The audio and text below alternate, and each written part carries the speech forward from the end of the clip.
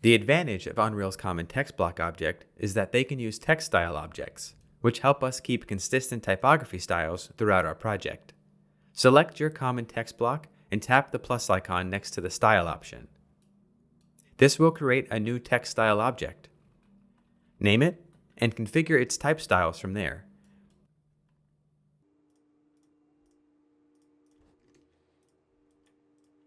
It will automatically be slotted into your text object. You can create as many styles as you need and reuse them in any common text block. A good, consistent style guide will only use a handful of these across the entire project. Common text objects also let you scroll or marquee text. While not great for usability, they can be beneficial in a pinch, especially for localization. Follow the same steps on your text object and create a new scroll style. At a minimum, you'll need to set the scroll speed, and you're good to go. Cool.